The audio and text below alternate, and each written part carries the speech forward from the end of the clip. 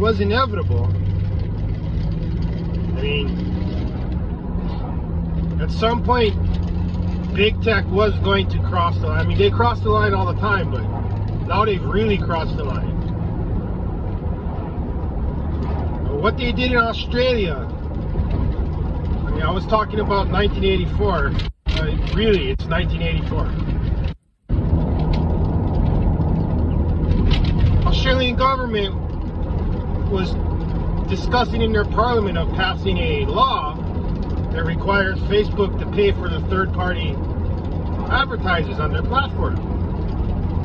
Facebook goes, so, and then they restrict all news articles, all kind of stuff on Facebook, even like government pages.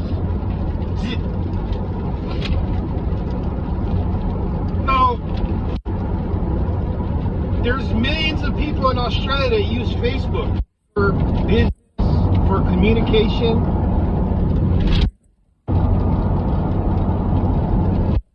And Facebook just took that away. Now, no, we don't like that idea, so we're just gonna ban you.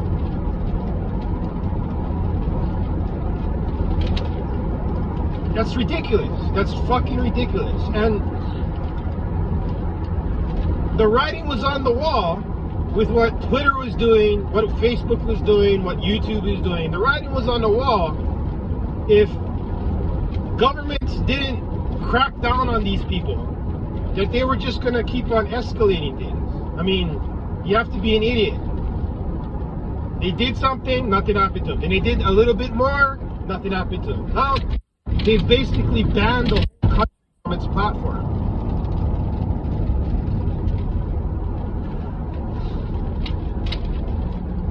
It's interesting they chose to do it in Australia. I mean, they must not value their business in Australia, because Australia is not going to take that. They're just going to they'll just pass the law and say, fuck Facebook.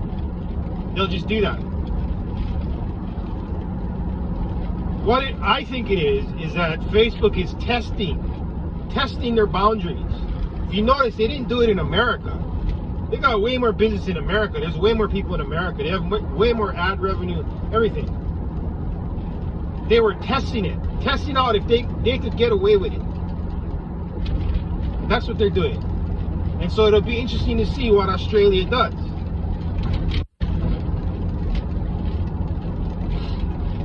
Hopefully they tell fucking Facebook to go fuck themselves. But if they're so reliant on Facebook, who knows?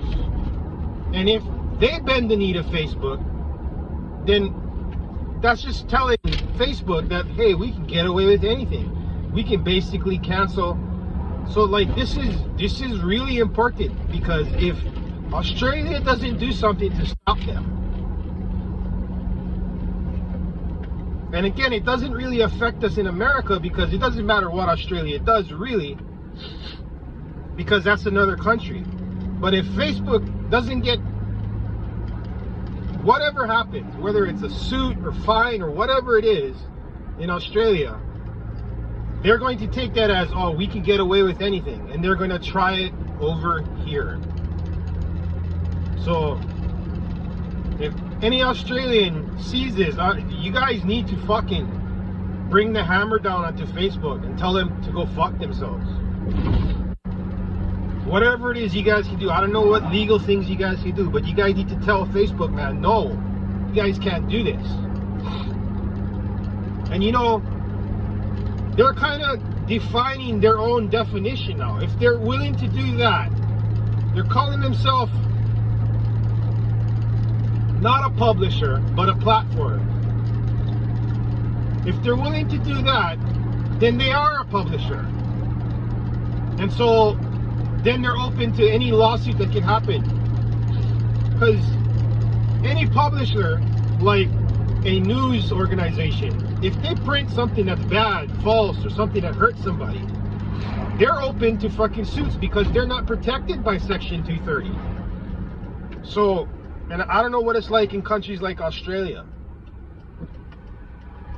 So, That's why Section 230 is so important to them, because it protects them. If they're not defined as a platform anymore, as a publisher, then they're open up to any suit. They don't want that. I mean, I think they've proven over and over again that they need to be defined as a publisher, because they sure are acting like one. But here in America, the government has always been resistant to it, and I think because they're in bed with Facebook. They use Facebook. I mean, just look at this last election, how much influence Facebook had in this election, okay? When I first started using Facebook, this is a decade ago, or over a decade ago, it was an interesting thing, because like, oh, get in touch with people you haven't been in touch with since high school. There was no advertisement on it. There was no nobody was using it as their own little personal soapbox. It was just a way to get in touch with people you normally don't get in touch with. And that's what made it cool.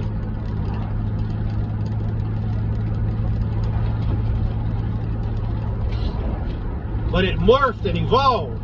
And then they started harvesting your data. And then they started censoring your speech. It got out of control. I used to read it more for entertainment than anything else. Because after you got in touch with some people you never got in touch with, you never really talked to them. I mean, anybody that used Facebook, maybe your close friends you would talk to, but basically friends in another country and another place in the world, you would reach out to them once or twice, and then that was it. But I mean, it was still cool, because you could look at their page and they could look at your page. That's what made Facebook cool. But then it morphed into the behemoth it is now. When that Hunter Biden thing happened last year, and then the New York Post, I mean, it was the Washington Post that put out, I mean, someone put out, and then Facebook banned their fucking page. That was it for me. I said, fuck this. I'm not going to support this company, because they're openly censoring free speech. So I deleted my account. And to tell you the truth, I don't miss it. I don't miss it at all.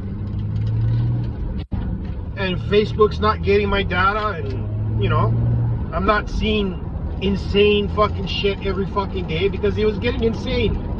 The things that people post. No, nobody cares what you're eating in the restaurant you're in. Nobody cares.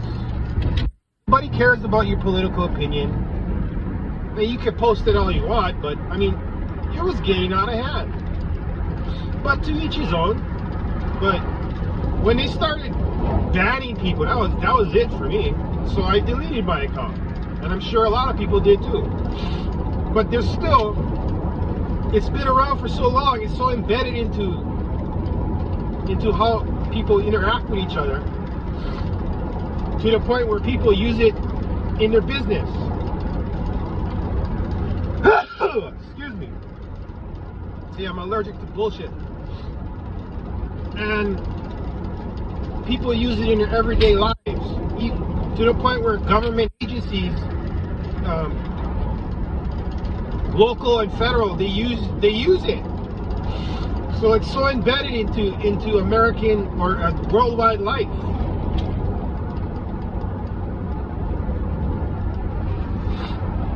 So yes, they do have a lot of control over it. To say like, oh, they have no sway over the election, you're just being ignorant. You're being ignorant. They have a lot of control. Look what they just did to the Australian country. Look what they did. So you're going to tell me that they don't have a lot of power? Of course they do. But, I mean, really, lawmakers need to really look at this as this is Facebook saying, we're going to see what we can get away with. It's exactly what it is. And if we don't do something about it, they're just going to keep on escalating. I mean, the guy was caught on camera. He was on a Zoom meeting with people he thought was his friends. And he was openly talking about what they were going to do. Openly talking about it. And still that wasn't enough for people in America, at least, Americans in America to do something about it. Like, this should be the thing that gets people off their asses. Because, like I said, if they get away with this, they're going to do something like this in America because they'll feel nothing can stop them. And you can tell, you can look at that smug little beady-eyed fucking piece of shit that runs it. You can look at that guy and look at his smug face and just know he thinks he's invincible. He thinks he can get away with anything. Because we've allowed it as a culture, as a people, to fucking let him get that power.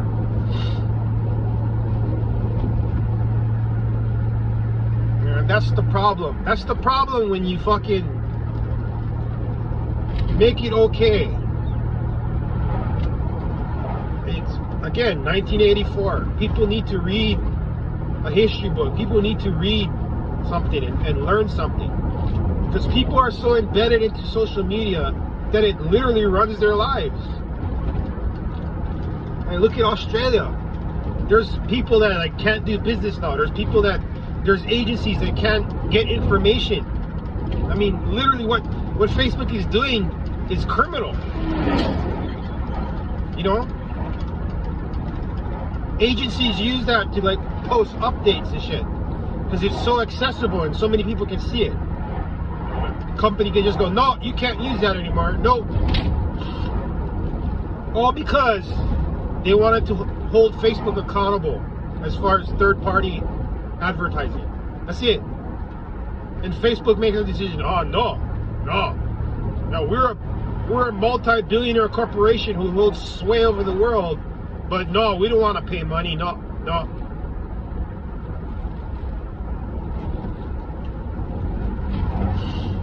Because it's that, I guess that's part of it too. It's that scary to them, because if that country stands up to them and says, no, you guys are going to pay.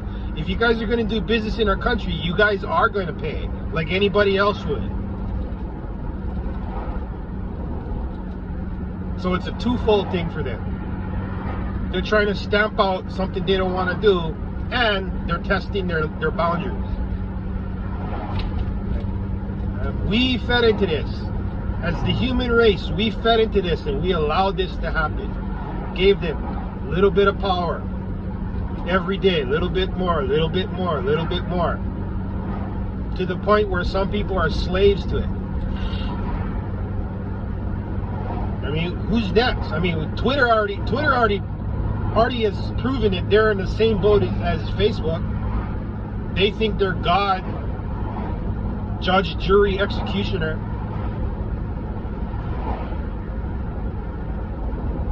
Either we have free speech or we don't. There's no gray area. So I hate the argument that people put forward when it comes to free speech.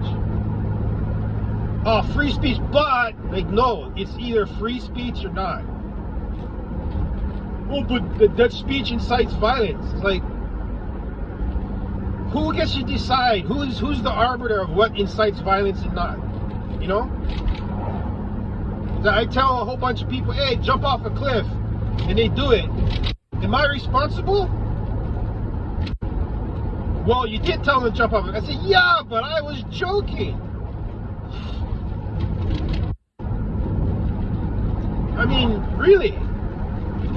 Someone made that argument to me. You can't incite violence. I mean, what is your definition of incitement of violence? Is it your definition? Does your definition is the arbiter? Or is it my definition? What is it? Their definition changes every day.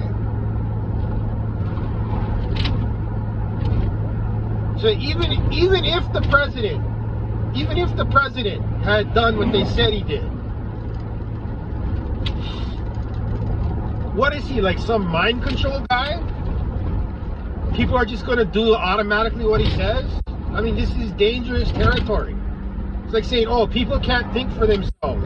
If you're a celebrity or a person in power, you can just tell people to do whatever. It's like, what? So people have no personal responsibility? I don't know, man. It's either we have free speech or we don't. Well, what about hate speech? Well, the way to combat hate speech is with more free speech. Somebody posts something, somebody says something you don't like, You fucking come up with a retort. You don't go, oh, ban them. Because that's not going to solve the problem. That's just going to embolden that other person to be more hateful, to try more incitement. I mean, there's some stuff that's blatant. You can't say, I'm going to kill you, obviously. I mean, it's like the Gina Carano thing. She didn't say anything illegal. You know?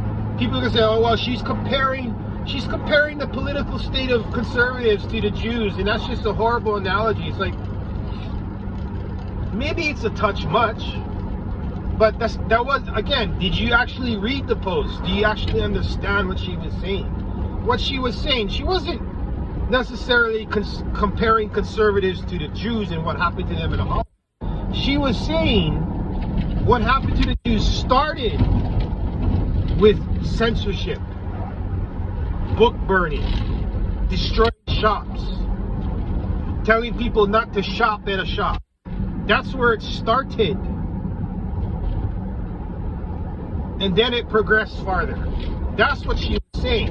Again, I mean, how intelligent are people? Read her fucking post, and if you're intelligent, you'll understand what she's saying. She wasn't saying, oh, the Jews and the conservatives in America today are exactly one and the same. No, she wasn't. What she was saying is that this is how it starts, the persecution of people. It starts in these kind of small ways. I mean, to me, they're big ways, but that's how it started in Germany, and look how that ended up. That's what she was saying. And so what she was saying was true, and she got banned for it. She got banned for it. So